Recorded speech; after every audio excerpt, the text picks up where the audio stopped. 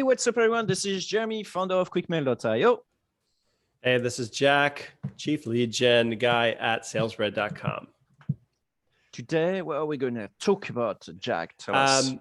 Let's say you have a company and you're considering doing some outbound. Here's how you run a test to see if it's a valid strategy that you should adopt or walk away from. Because it's not for every company. It isn't.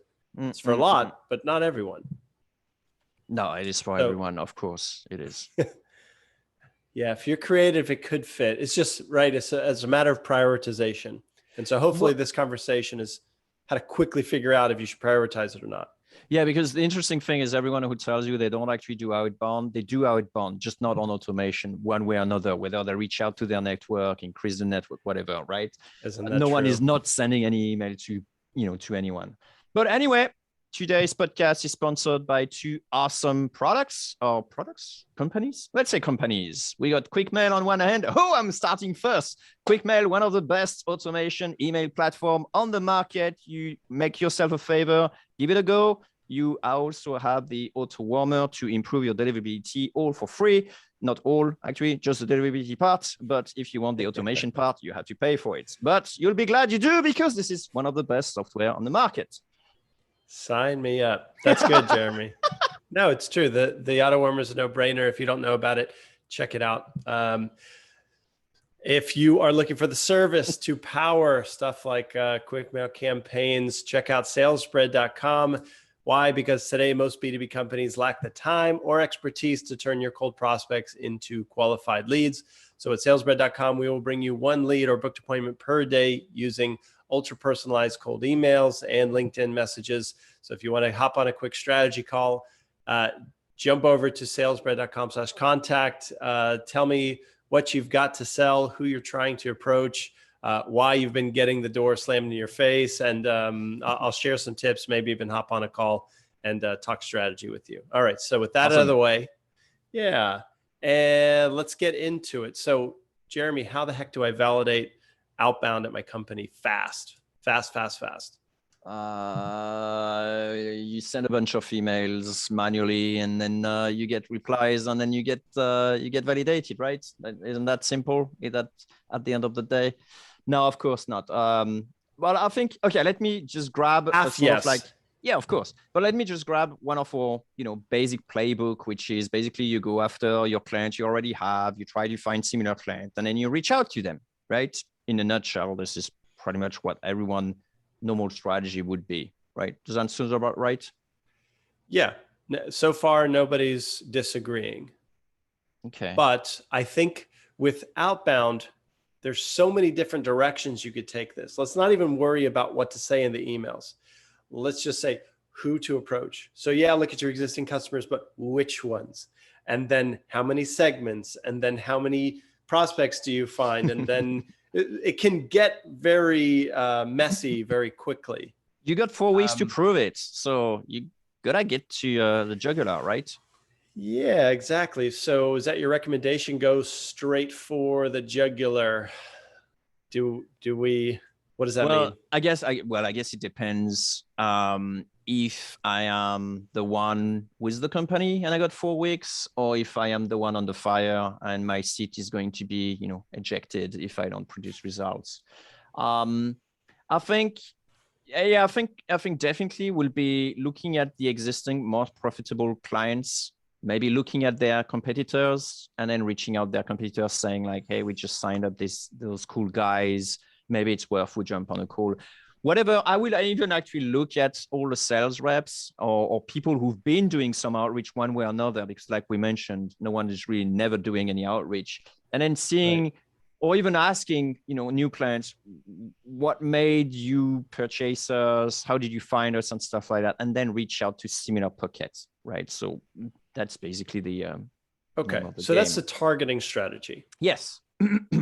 I want to add something to this. So I believe if I had 4 weeks to validate outbound at a company, I would choose not one segment, but two, and not 3, but 2, because you may have done really well with a particular market because of referrals, perhaps, but you may find that they are just far less receptive than you thought when you go by outbound, but another segment responds really well. So pick 2 different segments to go after. And I'm really just talking about customer types. Wow. And like Jeremy, you mentioned, look at who's been paying you lately, repeatably, profitably, and try and divide the best ones into 2 different groups, and then find some folks in each group to go approach here. I have one more recommendation. I think it's very hard to do better than finding competitors of your better clients, as long as you're selling something that can benefit everyone, right? You don't want to be pitching something that would, marketing services have to be careful. It's like, hey, we're doing marketing for your competitor. Do you, it doesn't work, right? But you're going to run out of companies to go after pretty quickly if you're looking at direct competitors. You might find a dozen, maybe 2 dozen if you're in a super competitive space. And then you're going to have to continue looking. My recommendation is find at least 100 prospects in each group before you call it quits after the 4 weeks. What do you think about that? Yeah, I love it. Last time we discussed about this, we were talking about actually find 100 responses, not necessarily 100 clients. But I think to start with, I think, especially your messages will be off. Yes. Where are my next 100,000 leads, coming from? True. No, speaking of, your messages will be off. Here's a tip to send less crappy cold emails, especially when you're just starting. Pick your 2 favorite customers in each group that you just identified. Write messages. They're going to be very bad. Call your favorite client or customer and say, hey, I want to send you some emails we're thinking about sending to people pretty much like yourself. Can you give us feedback? And they're going to laugh at your emails and tell you, hopefully, I don't care about this. It'd be better if you said that. That's what you're looking for them to say. Go ahead and rewrite the messages after the call or during. And I promise you're going to have like not twice as good, but maybe 4 times as good of a message without even sending your first one yet. So you have to get live customer feedback if this is brand new. I think you can sort of like bypass that to some extent for a few reasons. First of all, if you're suddenly looking into outbound because your inbound is already there, but you need to sort of like add something else to, funnel your growth. I mean, your marketing people already had done like a lot of work already. So they probably had some landing page that highlight 3 most important points. So by all means, I will definitely look into, talk to his marketing and say, hey, what are some of your best converting, landing page, for example? Right? That would be one thing I will do. Plus, the other side is you may or may not have already some salespeople in a company. And so they go on demo calls. They know, the sort of like button to push, which one are actually working. Like I do, I've been doing a lot of demos with lead generation agencies in the past, and I know what is important to them. Right. And so you should use that straight away into your sort of like messages. But don't forget, you're disagreeing. What's that? That you know how to write a good cold email. You know the rules. True. And not everyone does. Imagine if you buried that really good snippet after a big giant intro about yourself and your company. Hey, my name is Jeremy. I'm working currently at... Okay, next. Yeah, I love orange milkshakes. I'm this title. It's all trash. And hopefully another set of eyes can help clean away the bad stuff. I would even say check out a couple of the teardown episodes that we've done before on this podcast. It'll shortcut maybe half of the mistakes that you might find yourself committing as you write the message. Of course, there's always course.quickmail.io for extra, but immediately listen to a couple teardowns. That's actually not a bad idea. I think there's like 3 tiers. The first one is effectively listen to a few of our teardowns, on episode, because very easily most of the people do always the same mistakes. So they're very common. Yeah, you'll be avoiding some of the very common mistakes. The second thing I would say is, sure, you could still, buy a course, whether it's our course.quickmail.io or another course. Maybe it's worth doing it. But remember, you have 4 weeks. So I would say if you got a Good little bit point. of money on the side, and a teardown is not so long to watch. It's like half an hour now, Yeah. and then already there's a lot of You're good better things in than it. most. That's Yeah. right. But then in this case, I would say, so the course will usually take you a long time. But the other thing you should do, if you have a little bit of pocket money, is just simply, grab an expert in the industry. Jack is obviously a very good example. Maybe he's not available, but the point is like grab an expert, book an hour, 2 hours, have them, going quickly through your thing. Hopefully you should come prepared with like, these are the things that people are interested in, but they will ask you a question like, okay, great. What do you offer, in exchange, or what's your hook here? Or like, well, I think your intro could be better like that, or those sort of like advice that will actually just, literally accelerate and your growth and learning on this thing. So I would Yeah. say don't have to have the whole agency doing everything, but you could definitely, book someone for an hour or two and then just go through it. Okay. So we've taken those steps and we've arrived at an all right sequence. Maybe you've written, I recommend just 3 messages. Keep it short and sweet. You've got 4 weeks to validate this. It's rare that you're going to be able to send a lot more than that anyways. Don't write testing versions, in my opinion. Just pick 2 different groups and write them 3 emails each. Right. And it's going to keep things simple. I think here's an interesting thing for the audience here, you listeners and you viewers. You. Yeah, you.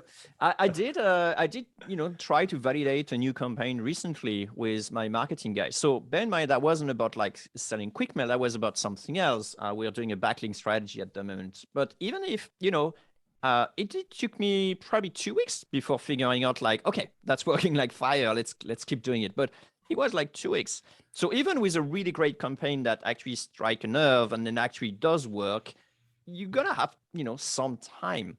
That it's not going to be immediate necessarily the results. Even if it's a good campaign, like our campaign is really good, but it took like, a week and a half, 2 weeks to really know, oh yeah, this is really good. Let's put some fuel on it. Coal to it. Yeah. Yeah. So what's the idea here? Is it will 4 take weeks some is short. time. That's what that means. Like, even if you like, it's one iteration. That's it. You got one iteration. You do one thing, leave it for 2 weeks, and then you got one iteration, one flip, one pivot, and that's it. So okay. it's really So tough. what about this as a takeaway then? Pick 2 different segments and write them 2 very different campaigns each. Yep. Right? Yes, do that. Different approach. You're asking different things. You're including different benefits here, social proofs, and that should hedge your bets, right? You'll probably find that most of your leads came from one of the campaigns and the other one, not so much. 80-20 applies here.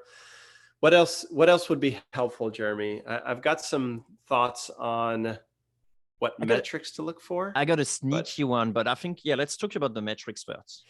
Yeah, like how do you know if you did a good job?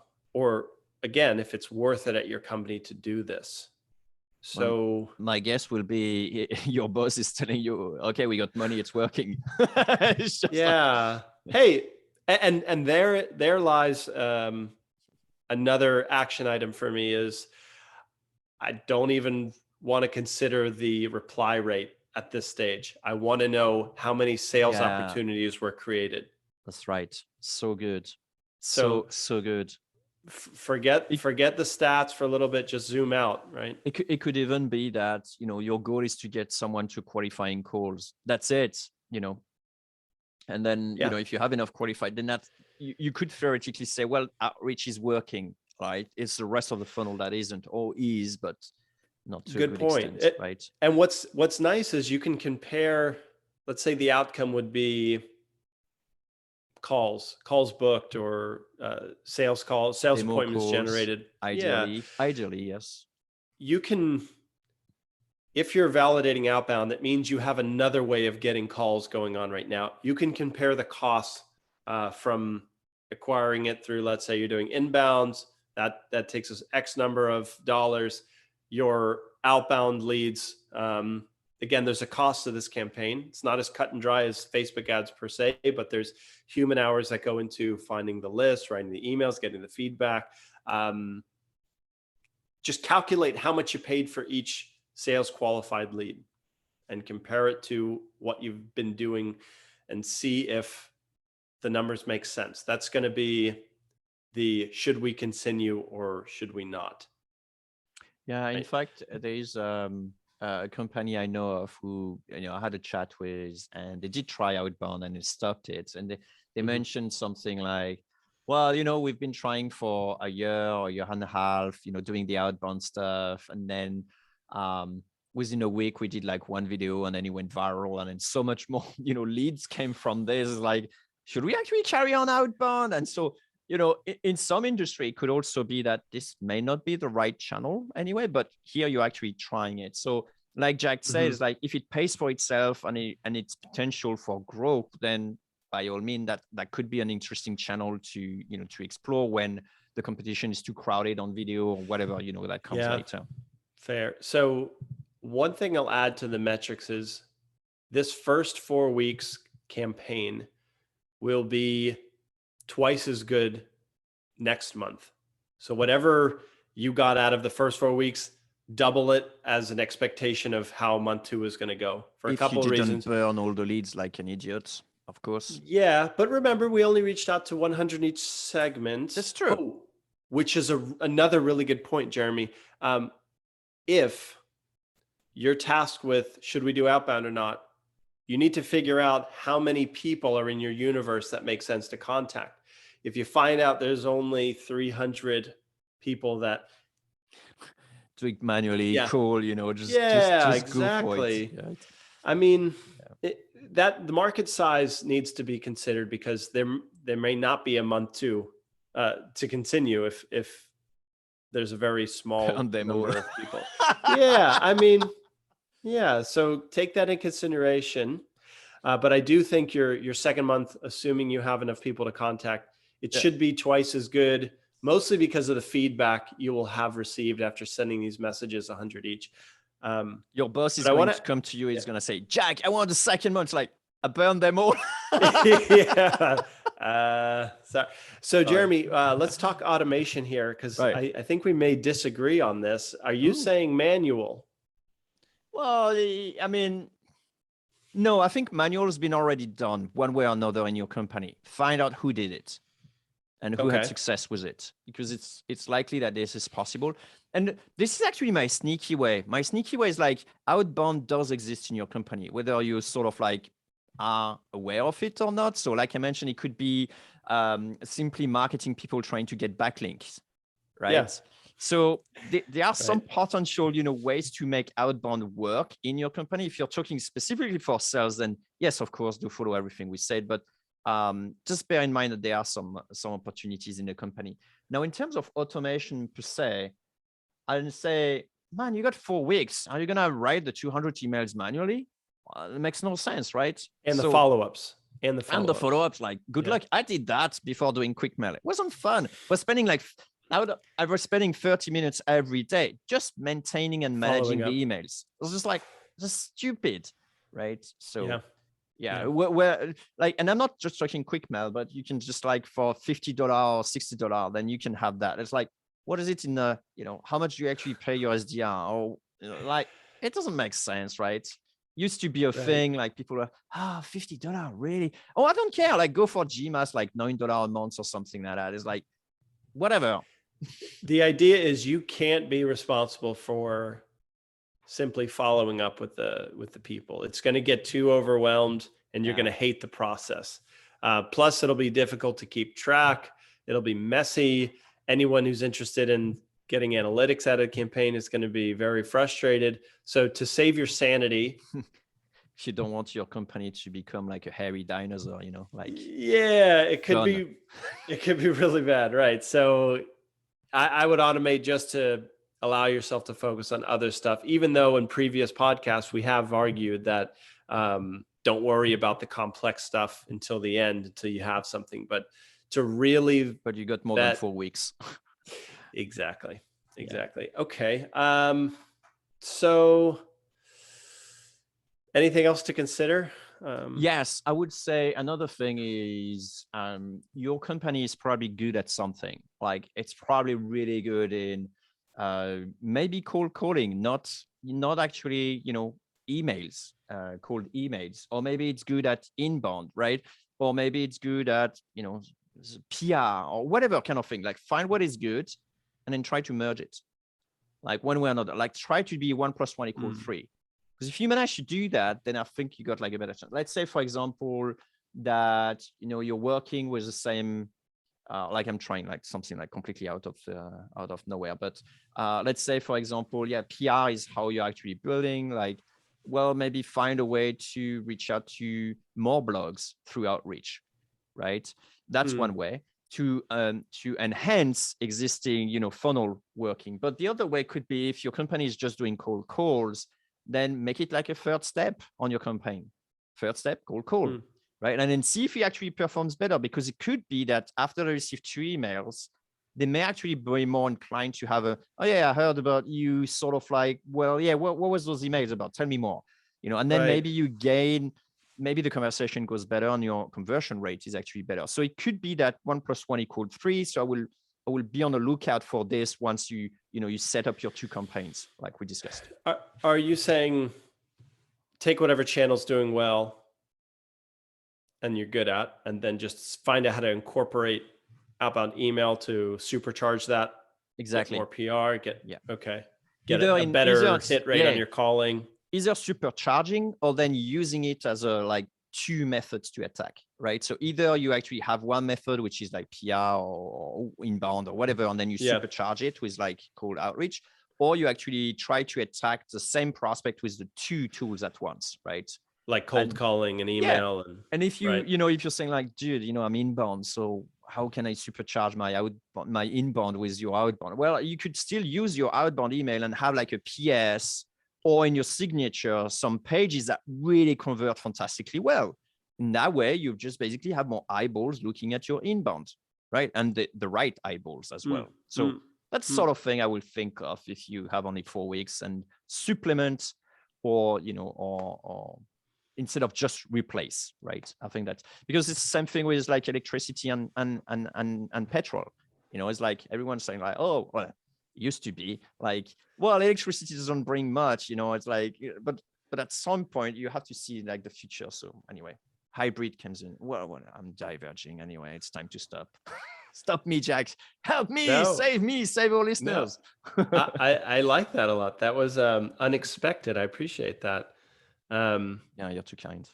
You're gonna get hybrid electricity, some thumbs in down. cold email. No, I like it. It's making the wheels turn. Basically, it means don't see this black and white. It's not here to compete with your best channel. Yeah, it's here to help your best channel.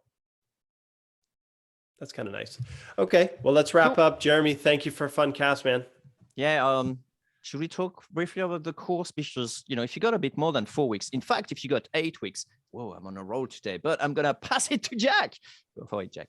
If you have 8 weeks, you'll be able to go through the whole course here.